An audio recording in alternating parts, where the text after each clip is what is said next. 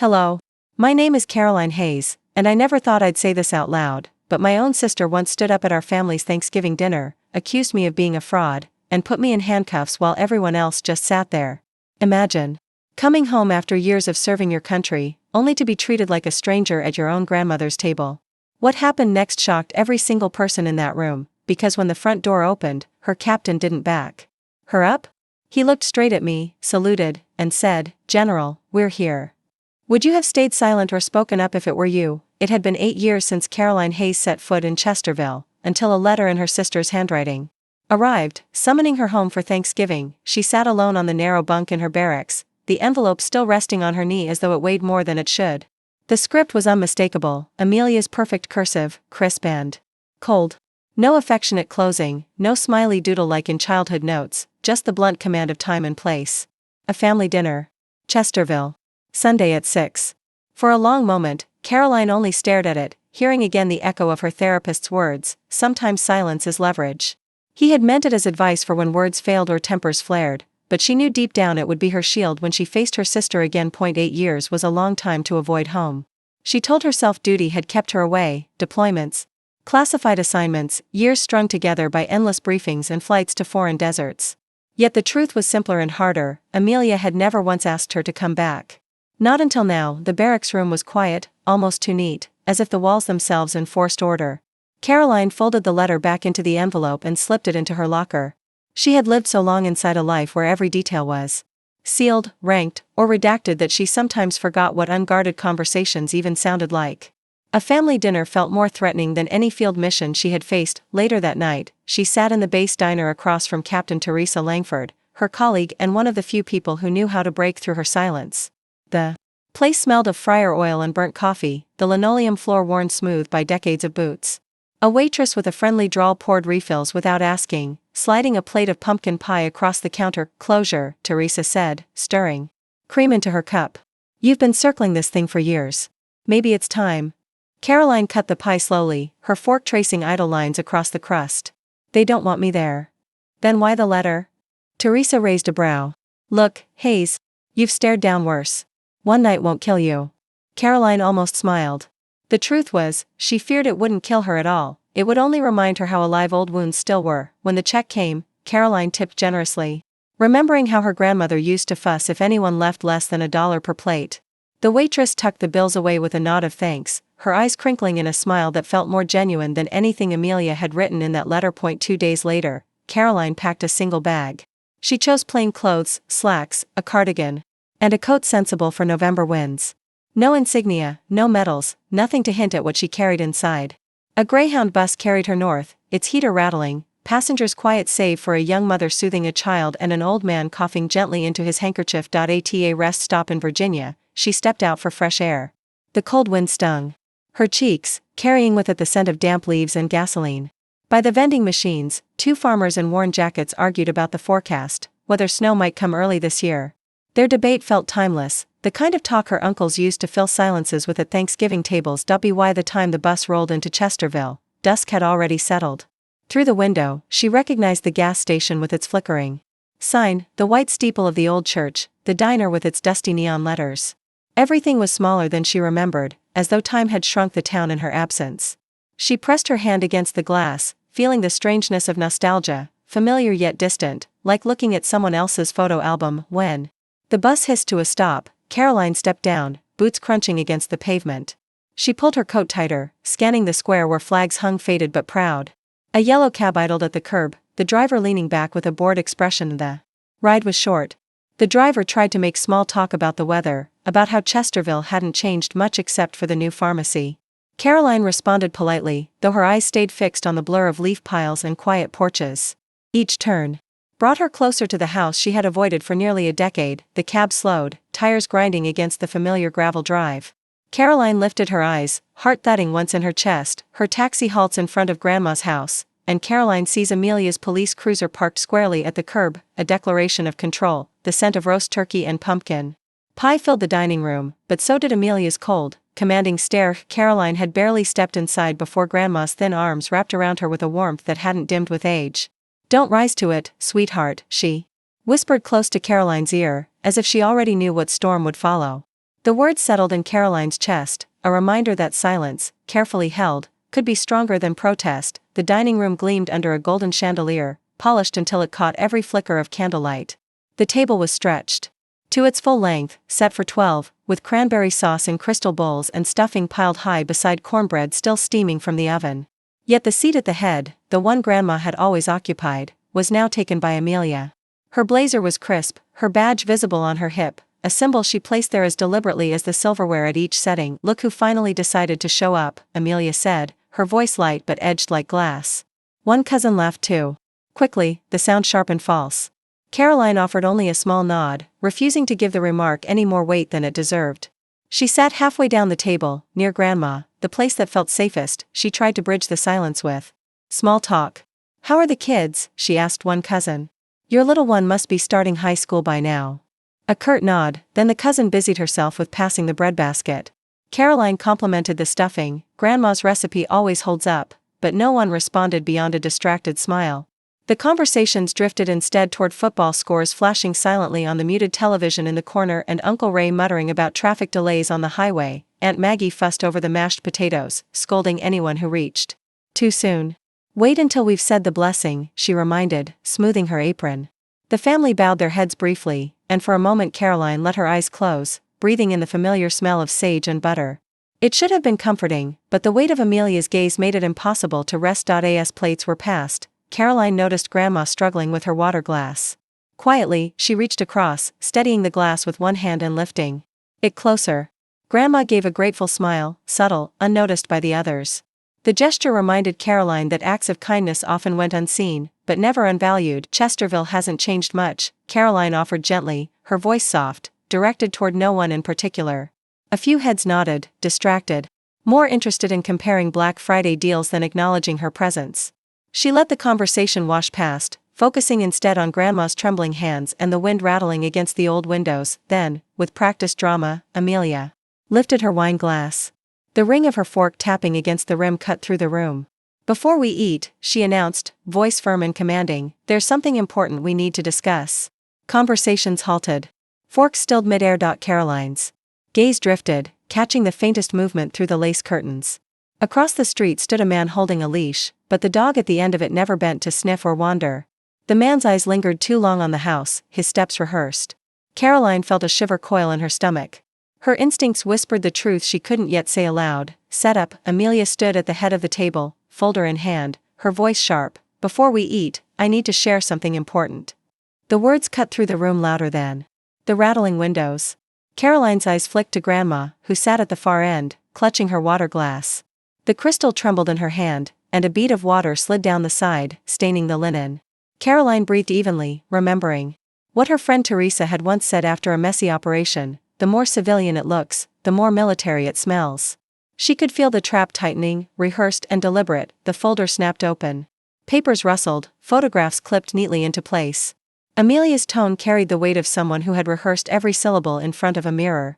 "This," she said, holding up a sheet, "is a copy of a DD 214. Only, it's forged. So are the clearance records and the benefits tied to them." A hush settled over the table. The roast turkey sat untouched, steam fading. The cranberry sauce glistened under chandelier light, ignored. Caroline watched the family's faces shift, curiosity, discomfort, suspicion, all in silence. Mom whispered. At last, "What?" It wasn't a defense, only disbelief hanging in the air. Amelia pressed forward. "Caroline Hayes has been impersonating a federal officer. She's taken benefits that don't belong to her. She's been lying to all of us." Gasps followed, a chorus of forks clinking nervously against plates. Aunt Maggie let out a heavy sigh, loud enough to punctuate the accusation. Uncle Ray muttered, "Can we just eat?" earning a sharp look from his wife. But no one moved to stop what came next. Amelia stepped around the table, metal cuffs in hand. Caroline remained seated, spine straight, eyes still fixed on the lace curtains framing the window. Outside, the figure with the dog hadn't shifted position. He was still there, still watching. Her training told her what the family couldn't see. This was no ordinary bystander. "Stand up," Amelia ordered, voice tight with triumph. Caroline rose slowly, smoothly, without resistance. She felt the cuffs clamped too tightly around her wrists, an intentional sting meant to humiliate. The silver gleamed under chandelier light, stark against her steady hands. No one spoke. Grandma's fingers trembled against her glass, the slow drip from the gravy boat marking each second that passed. The silence pressed in like thick fog. Caroline exhaled once through her nose, calm, contained. She had been trained for ambushes harsher than this, betrayals sharper than a sister's glare. Amelia raised her chin, badge glinting. "You are under arrest, Caroline Hayes." The words rang in the dining room like a gavel. For a moment, no one breathed. Then, before anyone could reach for turkey or excuses, a sound shattered the silence. A firm knock echoed at the front door, followed by a commanding voice, "Chief Hayes, step aside." The front door creaked open, not with panic, but with the kind of authority that silences a room before a word is spoken. The knock still echoed in Caroline's ears as the door swung wider, letting in a sliver of cold November air. The napkins along the table edges fluttered, a faint reminder of how fragile the moment was. Every eye in the dining room turned as heavy boots crossed the threshold, deliberate and unhurried. The golden chandelier caught the silver streaks in his hair before his shadow stretched across the dining table. Amelia's grip on her badge tightened. She stepped forward, voice clipped. "I've detained my sister for impersonating. She's been presenting herself as a federal officer, abusing benefits." Her tone cracked under the weight of expectation, as though she anticipated a nod of approval, maybe even gratitude, but the man who entered didn't look at her. Captain Richard Miller, uniform coat buttoned, posture squared, scanned the room with the stillness of someone accustomed to command. His eyes moved past the roast turkey, past the cooling mashed potatoes, past Amelia's polished badge. Finally, they rested on Caroline. The hush deepened. The only sound was the soft clink of Aunt Maggie setting her fork down, forgotten midair. Miller took one measured step closer, then another, his gaze unwavering. The air felt charged, as if the very walls of Grandma's house recognized his presence. Amelia began again, louder this time. "Captain, I've already restrained her. I'll be contacting the state attorney's office." He didn't answer her. Instead, Miller drew himself taller, shoulders squared beneath years of service, and turned directly toward the woman standing cuffed but steady in the center of the room. "General Hayes," he said, voice firm yet respectful. Then he raised his hand in a crisp salute. "We're here." The words landed like a strike of lightning across the table. Caroline lifted her chin, calm as ever, and returned the salute, her movements clean and deliberate despite the cuffs pressing against her wrists. A collective gasp spread through the room. Cousins leaned back in their chairs, wide-eyed. "Uncle." Ray's mouth dropped open. The silver spoon in Grandma's trembling hand slipped from her grasp, clattering against her plate. "General," she whispered, the single word filled with disbelief and awe. Across the table, Amelia's color drained. Her lips parted, but no words came at first. Her hand fell from her hip, fingers twitching against her blazer. Finally, her voice broke through the stunned silence, uneven and thin. "What did you call her?" For the first time, Caroline's true rank filled the room louder than Amelia's accusations ever had. The dining room, once humming with the warmth of Thanksgiving anticipation, had frozen into an uncomfortable still life. Plates of turkey now sat cold, mashed potatoes hardened. At the edges, the gravy boat thickened into paste. The chandelier's glow cast sharp shadows across faces that couldn't decide where to look. Outside, the street lamps buzzed faintly, as if echoing the tension within. Captain Richard Miller's presence lingered like a heavy weight in the room. He reached across the table, his hand steady, and plucked the red folder from Amelia's grasp. Papers fluttered, spilling a few loose sheets onto the tablecloth. He flipped through them with the precision of someone who had seen countless official reports, his jaw tightening with every page. "These," he said finally, voice even, "are tampered and irrelevant." The declaration was calm but final. Like a gavel. Amelia's face reddened. "You don't understand, she's been lying for years. She disappears, she shows up with money, she acts like she's better than." Miller cut her off with a look that silenced the rest of her protest. He turned slightly, his gaze sweeping the table before settling back on Caroline. "General Hayes once commanded a mission that saved my own life. Were it not for her judgment, I wouldn't be standing in this room tonight." The words hung there, as startling as any explosion. A low murmur rippled through the family. Uncle Ray cleared his throat, as if trying to process the sudden shift. Aunt Maggie twisted her wineglass stem until her knuckles turned pale. Cousin Jenna fumbled with her phone beneath the table, screen lighting up her face in nervous reflection. Amelia's voice cracked as she shouted, "You've all been fooled." She slammed her hand against the table, rattling silverware. "You can't just take her word over mine, over evidence." But the word evidence faltered as Miller laid the folder flat on the tablecloth. He faced her squarely, his posture that of a man long accustomed to discipline. "Chief Hayes, you've overstepped your jurisdiction. You are suspended pending review." His tone was steady, no louder than before, but the room absorbed it with the gravity of law itself. Silence fell again, broken only by the soft hum of the chandelier bulbs. Amelia's eyes darted to her mother, to Grandma, to anyone who might rise to her defense. But none did. Then, in a quieter voice, Miller added something that twisted the knife of truth in an unexpected direction. The roof repairs last winter? The anonymous payment that saved the house from foreclosure? That was the general. Grandma's eyes widened, her thin hands trembling as tears welled. Caroline, she whispered, the name breaking with emotion. She covered her mouth as if the realization was too much, then let out a sob that cracked the wall of silence. For years, she had believed Caroline absent, aloof, detached. Now, the truth spilled over. Caroline had been present all along, unseen in her kindness. Around the table, discomfort deepened. A cousin shifted in his chair, suddenly fascinated by the edge of his napkin. Someone refilled a glass of wine too quickly, the liquid sloshing near the rim. It was easier to drown in distraction than to face the shame of misjudgment. Caroline herself stood motionless, her expression unchanging. She did not seize the moment to boast or explain. Her silence was the most eloquent answer in the room. Amelia's shoulders sagged as the authority she had clung to slipped away. Her voice dropped to a hoarse whisper, no longer commanding. No, this isn't possible. No one rushed to assure her. No one spoke at all. Amelia sat back down slowly, the chair creaking beneath her, yet the air around her felt emptier than ever. For the first time, the woman who had claimed control of the family table looked utterly powerless, and still, no one moved to defend her. The feast lay abandoned, turkey cold, pie untouched, while silence clung heavier than the November night. The chandelier's golden light still shimmered across the table, but the warmth was gone. What had once been a Thanksgiving dinner now resembled a stage emptied after the performance. Silverware lay scattered, plates half-filled, cornbread crumbled. But uneaten.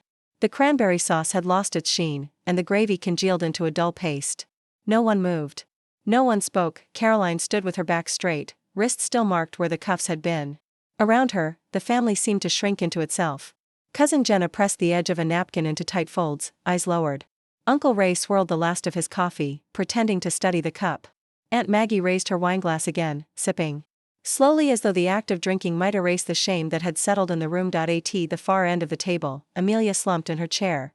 Her skin had gone pale, her badge no longer at her side, her authority drained. The proud posture she carried earlier was gone, replaced by a heaviness that bent her shoulders. Her mouth moved, but no sound came. For the first time in years, her silence was louder than her words. Grandma's frail hands trembled as she reached for her water glass. Caroline, without hesitation, bent down to retrieve the napkin her grandmother had dropped during the commotion. She smoothed it gently and laid it back beside her plate. Grandma's watery eyes met hers, gratitude glistening through exhaustion. That small gesture, unnoticed by the rest, spoke louder than anything else in the room. Caroline moved quietly, without ceremony. She gathered 2 empty plates from the table, her own and Grandma's, and carried them to the kitchen. The clatter of china against the counter echoed faintly, a homely sound in a night filled with strained silence. She rinsed them under the tap, set them to dry, and wiped her hands on the towel by the sink. No one followed. No one offered to help. When she returned to the dining room, Captain Richard Miller was waiting by the doorway. His stance was formal, but his voice softened when he spoke. "We'll escort you, General." He didn't raise his tone, he didn't need to. The words resonated in the stillness. Caroline gave a single nod. She didn't look toward Amelia, didn't seek an apology from her mother, who still refused to meet her eyes. Instead, she stepped toward the front hall, each footfall steady and deliberate. The porch light buzzed faintly as she opened the door. A gust of wind swept through the hallway, rattling the lace curtains in Grandma's windows. Outside, leaves scraped across the porch boards, swirling into little eddies before settling again. The flagpole creaked as the American flag rustled. Softly in the night air, she paused on the porch, hand resting lightly against the wooden railing. Through the window, she saw the family still seated, frozen in their own guilt and discomfort. Amelia remained collapsed in her chair. Her mother's eyes stayed down, staring at her untouched pie as though answers could be found in its crumbling crust. Caroline's heart tightened, not in anger, but in the quiet recognition that she no longer belonged in that room. The walls that had once held holiday laughter now held only judgment and silence. Captain Miller stepped onto the porch beside her, offering another crisp salute. Caroline returned it, measured and calm, before lowering her hand to her side.